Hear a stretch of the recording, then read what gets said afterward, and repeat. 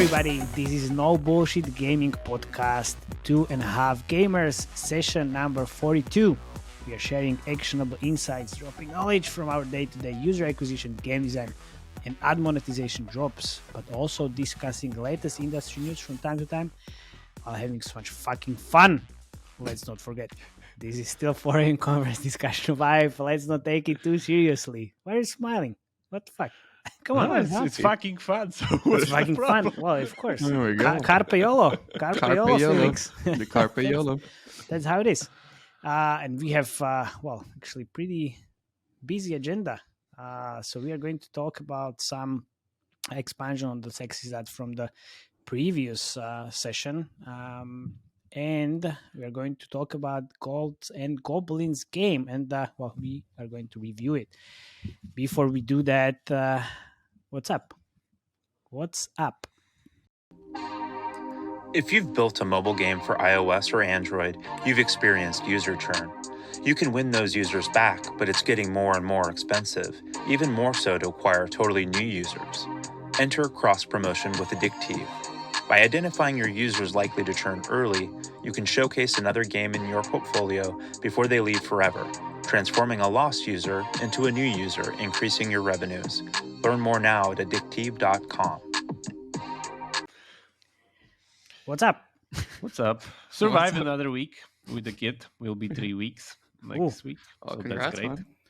I had lunch this week with an industry friend who was like, "Oh, you guys like on the pod, you seem like such good friends." And I'm like, "Yes, we are." But let me just say this: no one knows how to piss Matej off better than I do. Is this true? Maybe. Remember when I played that prank on you when I said UA was dead in front of another person? You were angry at me for like 2 days before like coming and confronting him. He's like, "Why did you say in front of that guy that UA is dead and nothing's happening?" I was like, "To piss you off. It was a joke." And you're like, "Oh." Yeah. And you are saying this story for like half of the year. Where's another story? Give me another example. I can piss Matej better than anyone else. There you go. We'll make a new story in Barcelona Games Forum. Oh yeah. Just wait a few minutes until we get to the news. I'll show you how to piss Matej off. Okay. No, actually, when I was doing the post production of our last session, I realized that when Jakub was talking about the Gods of Victory, I was actually saying something because I tried to, make shit of him, but I was muted. I didn't know because I was holding the mic in Maldives, and I was like, why the fuck is he not responding? Like, well, it was kind of funny, and it's like nothing. And then I just realized, like, shit. It's like, oh my god! So it's good. Well, so let's see how it goes. But what do we have here? Yeah, okay. So I got back from Maldives. Of course, nobody cares, but I got back and I have my shirt on. So we had some comments about me having a shirt on because the last session was, it was too hot. You couldn't have shirt. But I also got back and immediately joined a singular webinar about the UA Playbook 2023. It was amazing organization. It was also very well received. I got already some nice feedback and messages. So good job, Singular. It was really professionally organized, man. We're having so much, so many questions, and the team was just responding immediately, and I didn't need to, look into it. So it was kind of nice. And one of my friends told me I'm already like Arnold Schwarzenegger with like Mobile Strike. So he opens the fridge and I'm there. So he opens up LinkedIn and I'm there as well. So I might just try to stay away from some webinars next year. So I'm not so annoying as I am at the moment. But yeah, fuck it. Yeah, that's a good benchmark. If you see people in your fridge, they're everywhere. Yeah, exactly. Modern Arnold Schwarzenegger. There you go. Carpe YOLO again. There we go.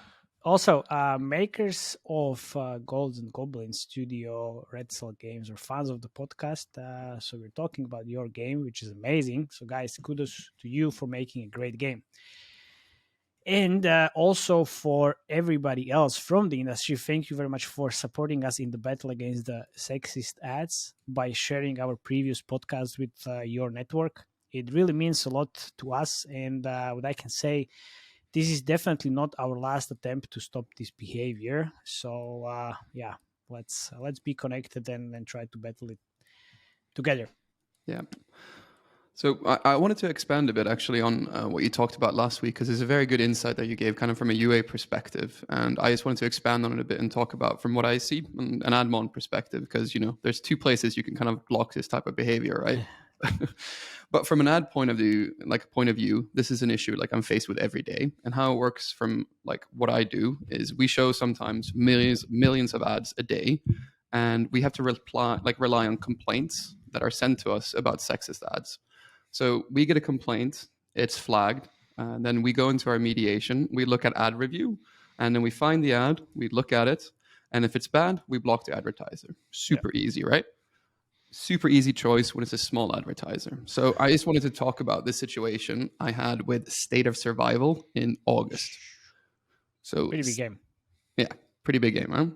So State of Survival is known to have kind of quite a lot of sexist ads, and our earnings randomly in one game ramped up with one network from 6K to 12K a day, and it stood was kind of always up there. And it was State of Survival that had really good results from one of our particular apps that I was managing, and they ramped spend. And an extra 6K a day, that's 180K a month in incremental earnings. So do you have by any chance like any decimal points there?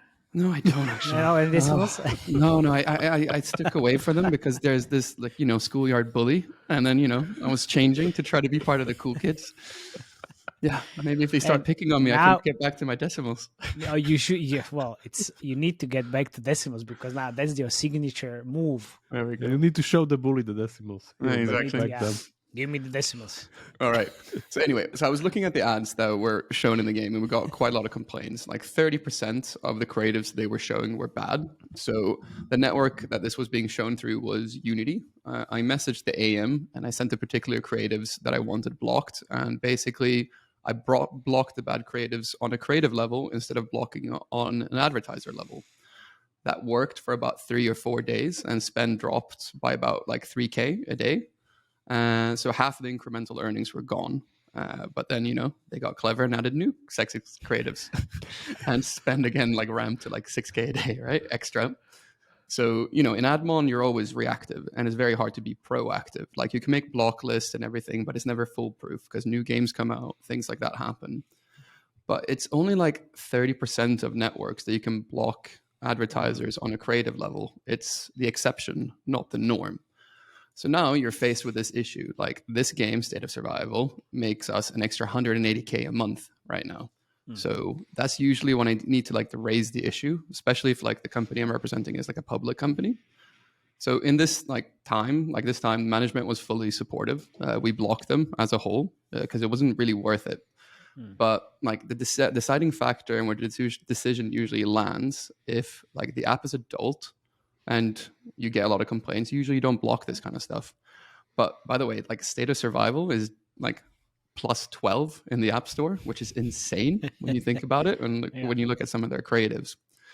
So where I was trying to get to with this little story is I just wanted to shed some light on how it works from an Admon perspective. And from my view, there's two things that would greatly alleviate this situation if it was true.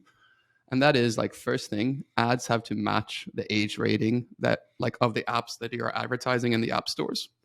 And the second point is it would really help me from an Admon perspective if every network allowed creative banning on a creative level instead of just on an advertiser level. And yeah, I really think these two things could greatly help to reduce the amount of sexist ads in our industry. Does it mean that not all networks allow that? Yeah. Yeah, exactly. So for example, if I'm blocking on app living, you can't block creative level there, I think. I'm actually not sure about app living, but I might get in trouble. But yeah, it's not the norm. So it's only a few networks you can do it on. Okay, so if you don't do it on creative level, then you need to do it on publish level, right? Yeah, exactly. Okay. But these are the amounts that you're sometimes faced with. They're pretty big amounts, right? And usually you have to get management to decide on that. So it's like, yeah, big issue. Yeah, it is. It's fucking suck. So let's try to fight this so we don't need to deal with that anymore. Yeah. On the both sides. Yeah. It's an uphill battle, but we are ready. We're fucking ready. Yeah. There you go. Oh, Remo. Oh, okay, Are you taking a bow for the next segment? Yeah, next segment, very small one. I always said this. Matej always disagreed. Here's the truth. It happened as I thought it will happen, which means the FTC has officially said that it's trying to block the merger of Activision Blizzard with Microsoft. He's trying to block. It's not blocked yet. Let's see how this It's not ends. over till it's over. You know exactly. So let's not. Yeah, You know. Mr. Bobby Kotick yesterday ran an email throughout the company that everything's good and they're just gonna fight it in a just trial and everything will be great. Which I guess we will see how it will go. But as I said, it will probably not fly that easy with the American regulator, which is happening these days. So we'll check it closely. But if this actually gets blocked, like I mean, on the final stage decision level, it will send a really big shockwave throughout the industry. So yeah, let's see how that one goes. Let's see how that one goes. So it's not Bunker final. Bobby. Fuck off. Bunker Bobby loves a fight. Like, come on, he loves a fight. Bunker Bobby wins. Dude. Always. Don't just smile yet. I'm super interested how the arguments will be going into trial. Like what will be, because it's pretty easy for like the sides telling that it's a monopoly when they pretty much take on Call of Duty and just put it behind Xbox and everything Microsoft pretty much and take it out. But I don't know where was I? Somebody was saying it that it took. It's not gonna happen. No. Go through. It took the best movie of the year 1 month to get 1 billion, and it took 10 days for Call of Duty. It was Laura and the yeah. There. So that was a good example of the scale we're talking about. Yeah, but again, it's not over yet. So let's check. Let's check in a few months. Well, it's not gonna be in a few months actually. It's gonna be longer, I guess. Yeah, it's gonna be long. So we'll see. Okay, we can now move to the topic of today, which is a review of the Gods and Goblins game. And as I mentioned at the beginning, there is a Red Cell Games behind the games, guys who made Adventure Communists. So what a great genre expertise, right, Jakub? Yeah, we'll get to that. Yeah, of course you will get to that. So just briefly, game made like 45 million since appearing on the App Store. That from what I just looked at the beginning of 2021. And that was only in-app purchases, which is a nice like 3 to 4 million a month. Again, only for in-apps. I don't want to spoil it completely, but I had a peek to Felix Admon part and the game is monetizing super well on ads, making it 50-50 split. You can do the math, right? So, do you know, guys, Felix and Jakub, what is this ratio or situation called within the UA managers? The 50-50 split. A gold mine. Okay, one way. Okay, that's a good one. The goblins are in the mine, so it's easy. Oh, Jakub, make a guess. Home run. Jakub, come on. Don't know. Of course you don't know. You're not so creative at all, right? Man. Make a guess. You can't just make a guess. The fuck? What's so hard to make a guess? Just say a random word. If you don't. Royal Straight Flash. Nice. Okay, it's UA manager's wet dream. most generic bullshit that you could say. Of course. And this is how you piss Jakub. Very easy. Very, very easy. All right. So this is giving the UA team obviously so many opportunities to drive growth and scale the game quite heavily. And I think we are seeing here a nice combo of great UA team and great game developer and great game team working together. So amazing work. Let's take a look at the country mix in terms of the downloads and revenues. Well, I guess no surprises here. US is the top performing country in terms of downloads and revenues, and then followed by Germany, UK, Canada, Australia, South Korea, a little bit here and there, Japan, France, Netherlands, and Norway, Sweden, and then some others. So Nordics, pretty interesting up in there. In terms of the channel mix and the UA, we are seeing usual suspects as Facebook, Google, Unity, AppLovin, ironSource, TikTok, and Vangle. But from what I see right now, they scaled back the budget quite heavily in the last 90 days. Especially, they pulled back the spend on Facebook. Well, surprise, surprise. But it looks like they actually went close to zero. But of course, as if they knew we are going to talk about the game on the podcast, I started seeing one of their ads on Facebook very recently on Instagram. So apparently they relaunched the Facebook a few days ago with the new creative, which is a little bit different, a little bit more isometric / 3D, slightly different concept. In terms of the other channels, Google spend is pretty stable, but there is only one. It appears there is only one winning creative, which is getting all the spend across all the geos, which is I'm going to talk about it. I see some pulling back of spend on other channels, but not as significant as Facebook. There were some bumps here and there in the last 2 weeks in terms of the spend increase, but the overall scale is definitely lower than, let's say, a month ago or 2 months ago. So if I would need to guess how much they were spending before this scaling back, I would assume it's somewhere around 1 to 2 million a month. And how did I get to this number, you might ask, actually? Well, unfortunately, I don't have any fancy Excel sheet calculations with decimals like Mr. Felix over here. But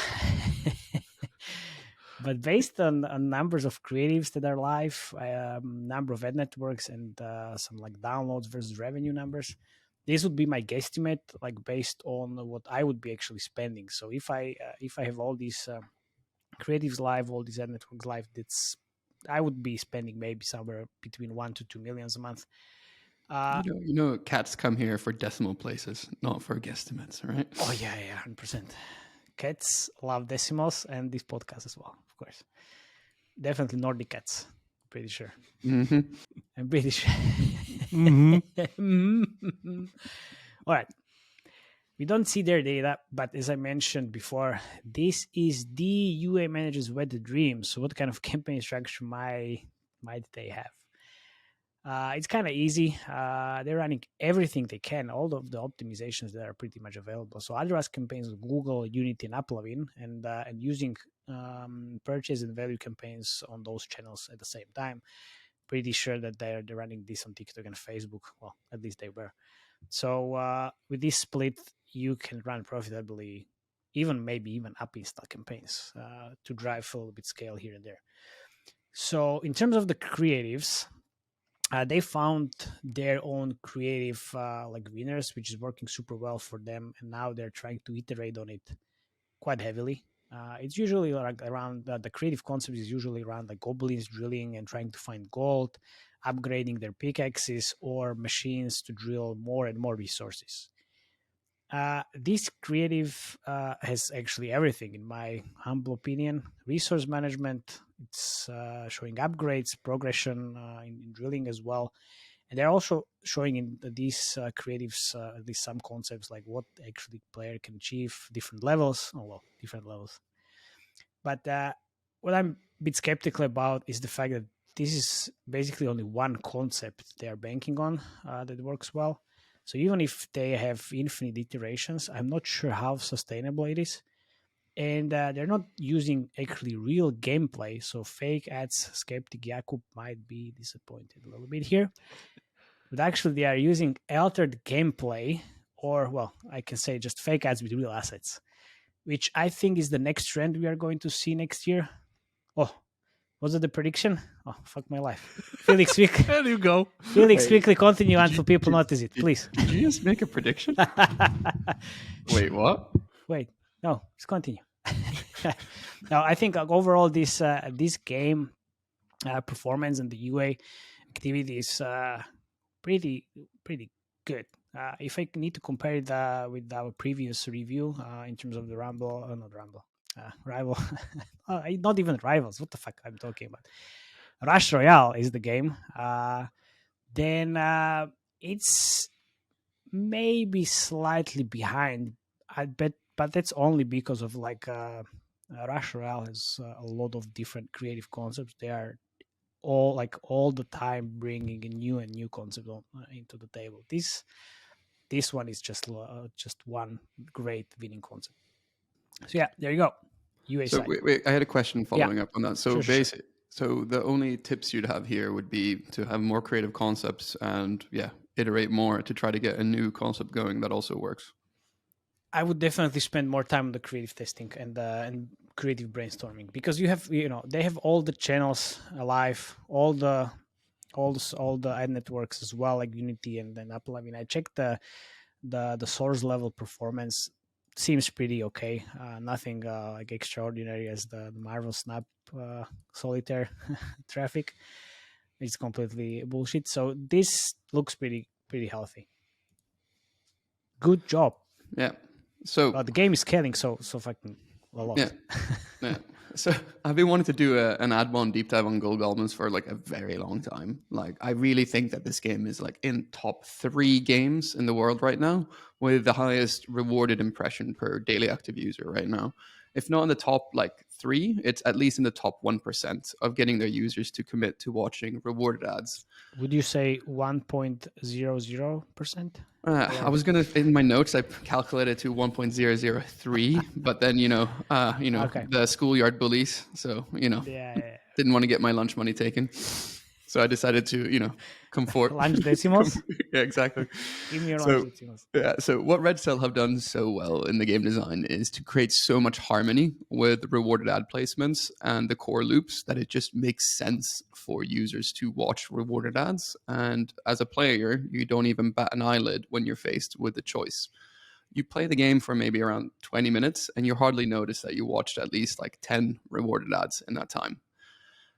For those of you who not played the game, they have tons of rewarded ad placements. Some are like chests in the store, random consumables that delivers, like elixir, coin, goblin, welcome back, double up placement, ad boost, 2x your profit for X amount of time.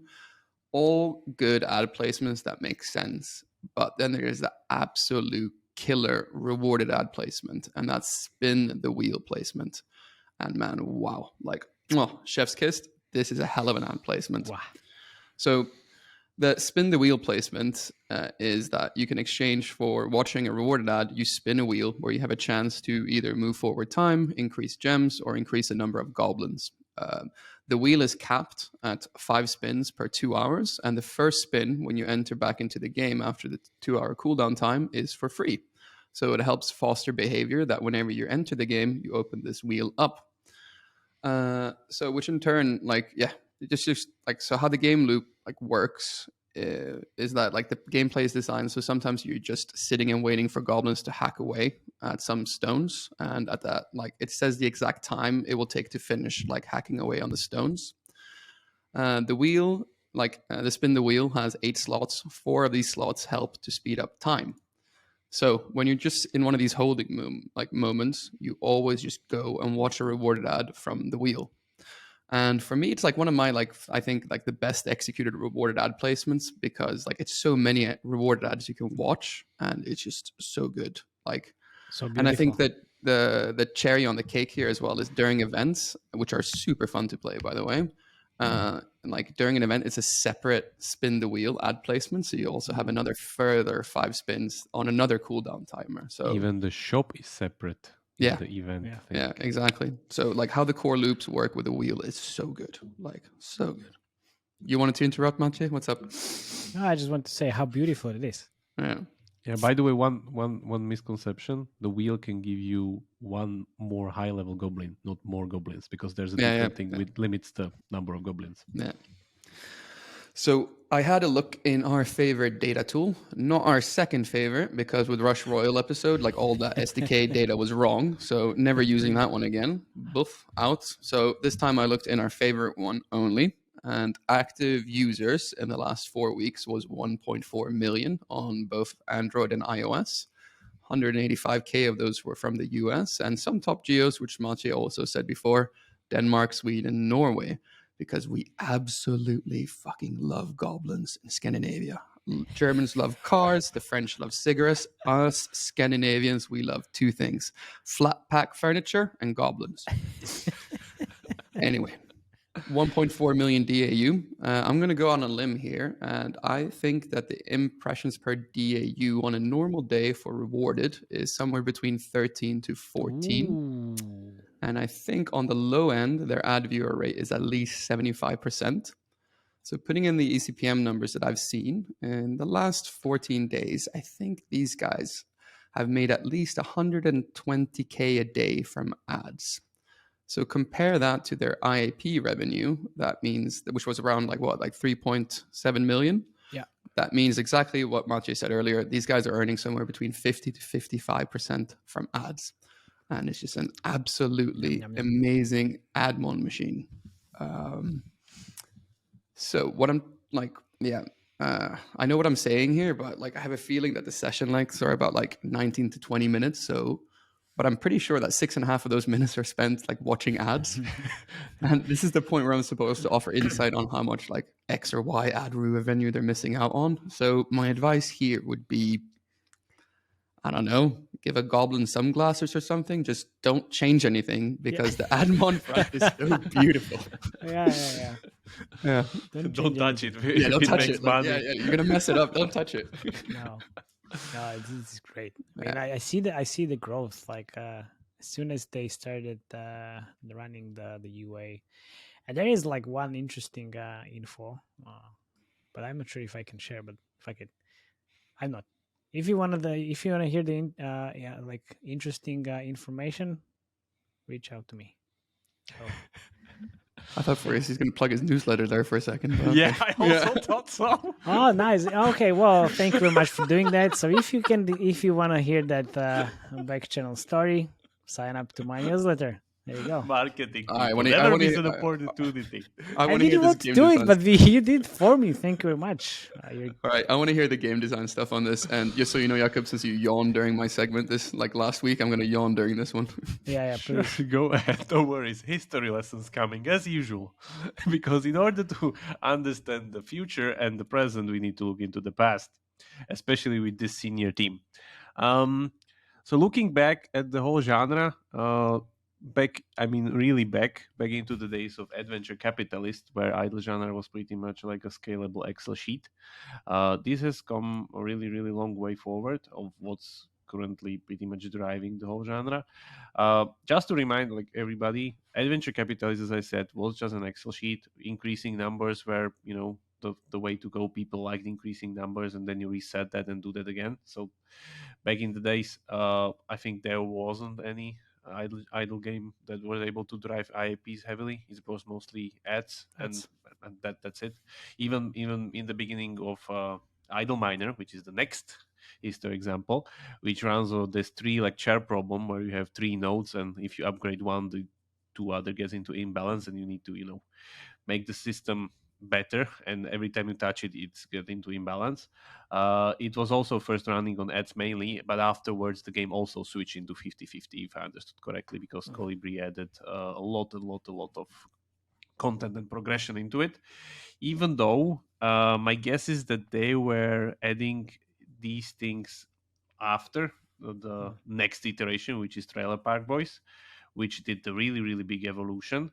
Idle Miner doesn't have it that good as I would like to, or let's say maybe the game was kind of too far off after the global launch to add it in a way that I guess it's supposed to. But Trailer Park Boys really introduced a gacha into the whole genre. I mean, the shared system from Clash Royale, which seems like a RPG heavy mid-core gacha, but in the end it's just a genius trick how to pace content throughout an idle game, which means like you're collecting cards and you're getting better, and seems like a collection RPG mechanic, but in the end it's pretty much very well fitted for the nodes of the like parts of the game, which were before those like lemonade stands and all their fineries in Adventure Capitalist. Is pretty much the same. So that's like a very, very big driver. And what gacha brought into the whole thing, you have now stuff to buy that makes sense and that lasts. That's the most important thing, because before the whole thing got resetted with prestige mechanic and then you need to start over. Now with the new wave of these, let's say, gacha based idle games, the things that you get from gacha are permanent, therefore they have value, therefore you can buy them and they're appealing to be bought. Continuing on the history lesson, there's Adventure Communist, which pretty much remade the game after global launch halfway through into, again, a gacha-based game where pretty much gacha cards or whatever characters or what they were having, they are pretty much the multipliers of specific nodes and like the abilities and pretty much increasing your economy output. And they also had this like genius live up cycle. I don't know if they were already in Trailer Park Boys or Adventure Communists did that, where you pretty much have these short bursts of events where they last for like up to a week or something, and it's pretty much a copy of the current game, and you are able to progress very quickly, because this is one of the main issues with the idle genre, that if the numbers get too high, the progression gets too stale, and in order to get somewhere meaningful, it takes too much time. So starting from the beginning, it's great, but we don't want to do that in this game, because we wanted to ditch the prestige mechanic so we can have the permanent gacha stuff to be bought by real money. So somehow we need to do, again, the resetting, really, really nice feeling of starting from scratch. So why not do it through events? And that's what happened. And Gold Goblins is pretty much exactly that. It ditched the like typical idle genre UI where you have like all of these nodes and like Thank God. Seems like UI exercise, let's say. They switched it for this really, really gorgeous mine that looks like from Diablo to me, to be honest, or some kind of like a RPG game. To me, is really appealing, to be honest. But the important thing is that they added active core gameplay. And this is the killer feature of the whole game and the whole iteration, that you have something engaging and satisfying and very, very, very satisfying to do in between the timers, the golds accumulation, and everything kind of goes in. Is that the barrels? The barrels, the blocks, the merging, and everything. Like, actually, it reminds me of Diggy's Adventure, to be honest, a little bit. Yeah, like back in the days, we were at Pixel, like there was this game called Diggy's Adventure, which works great by you going around adventure in a 2D map and removing blocks out of your way. And it's very, very satisfying. This game uses the same mechanic, just with the twist that it takes a little bit more time. It's not directly like you spend energy and block gets removed. It's pretty much block gets removed slowly, depending on how many goblins you throw onto it and how strong the goblins are. Because there's a little bit even of a puzzle element into the game, which is great, which again, like the positioning of the goblins, how you let's remove first this block and then we can put 2 goblins on that other block and so on and so forth. So it's very, very engaging, and it's helping greatly with the pacing. That's the true innovation of it, that there's always an achievable milestone that you can do all the time, every session. Chip 1 block away, chip 2nd block away, and if you get to another mine, the layout is different. It's not the same as with all other idle games. Like another idle miner mine is pretty much the same reskin mine all the time. The layout's the same, the UI is the same, everything is the same. Here, the level design is different. There's sideways where you need to go and dig the chests out of the blocks. There's this, there's that, and so on and so forth. So there's actual level design involved, which makes the great flavor when you are pretty much going against the same core loop. So that's the true innovation, I would say, on top of it. And the event cycle, as I said, with the adventure communities, they pretty much have the same.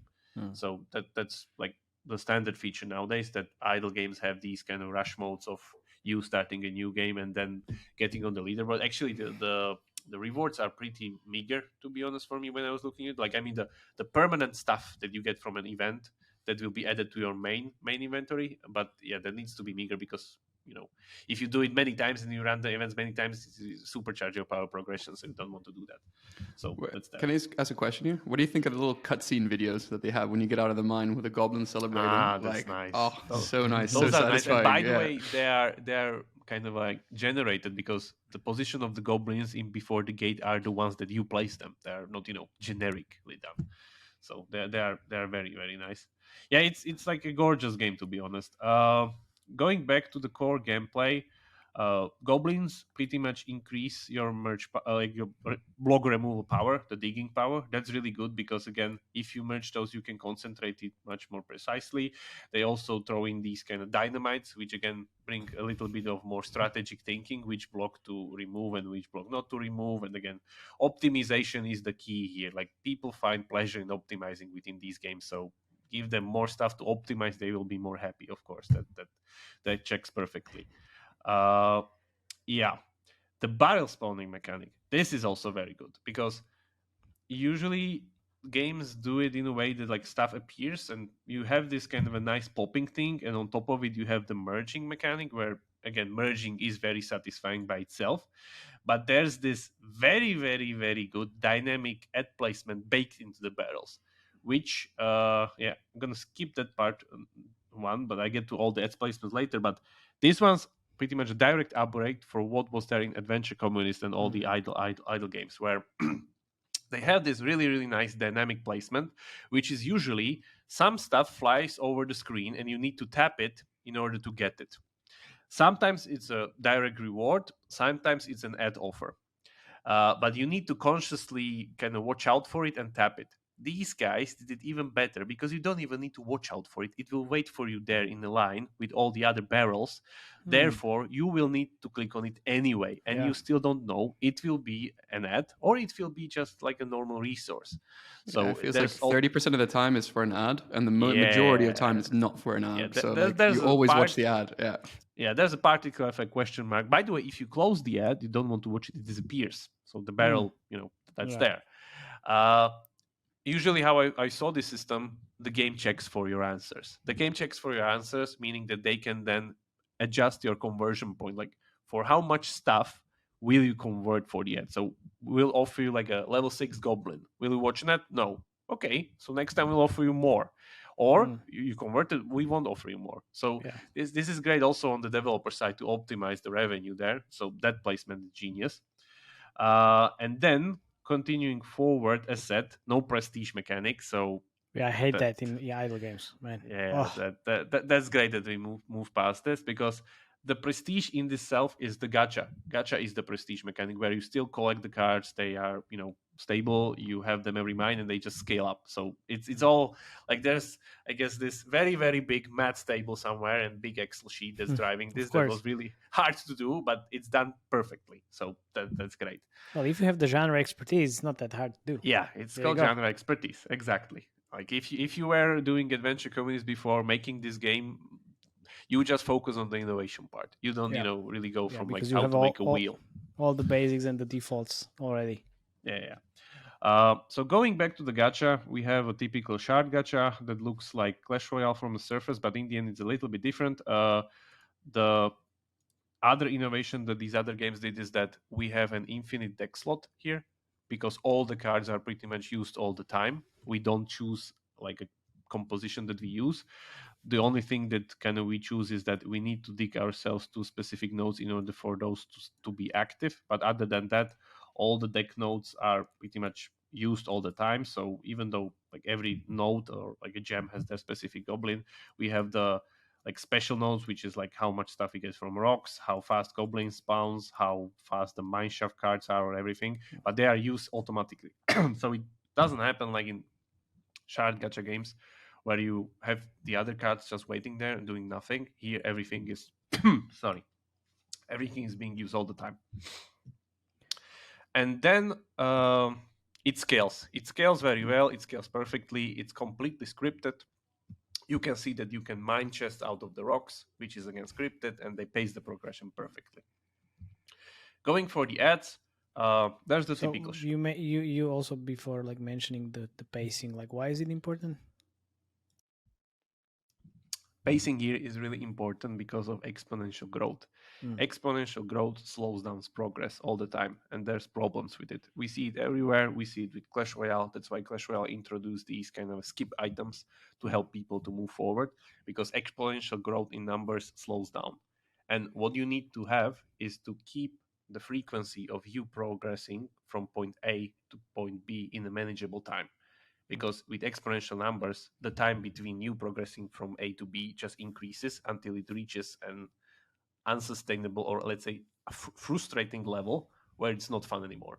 And that's the problem. Okay, so basically what you need here is system and vectors. I was waiting where these things pops up. Yeah, you need to have design space and you need to create vectors in order to mediate it. Yeah, that's right. I want to hear about the ads.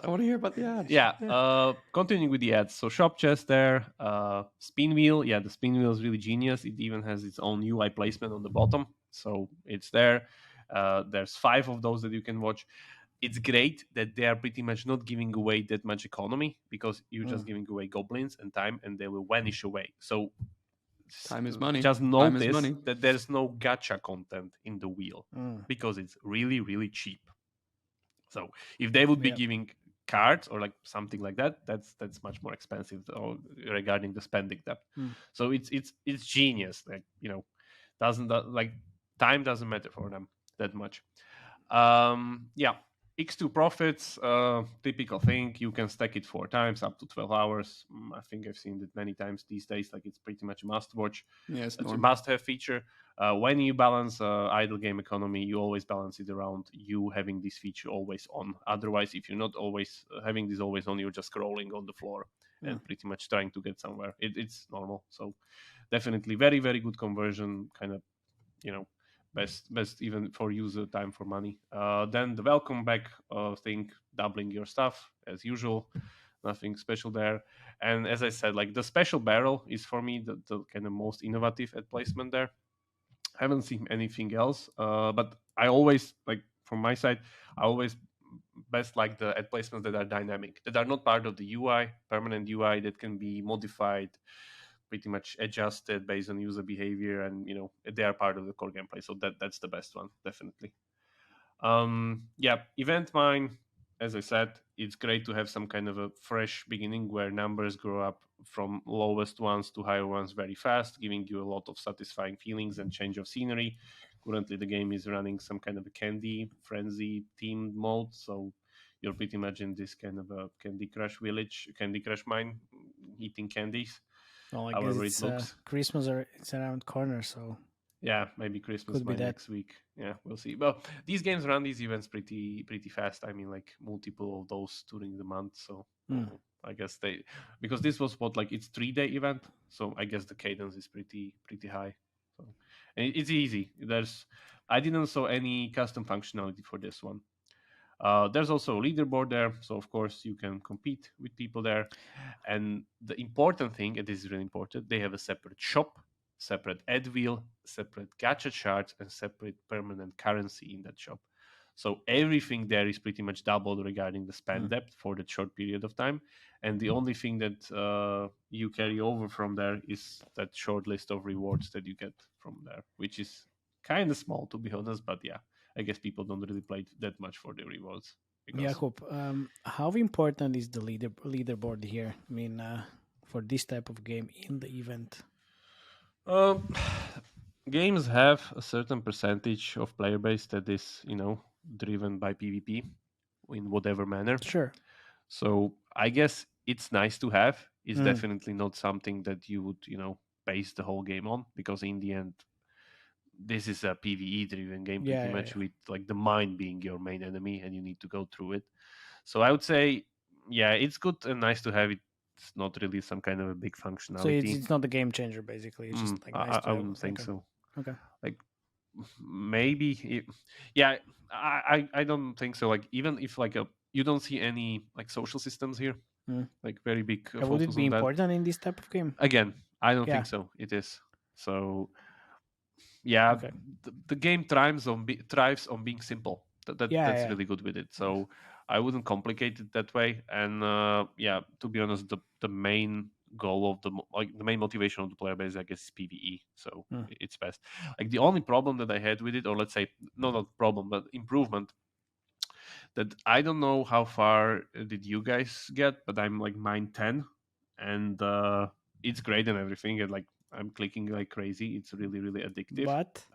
But I would really like to flesh out the level design a little bit more, maybe. What does it Like, mean?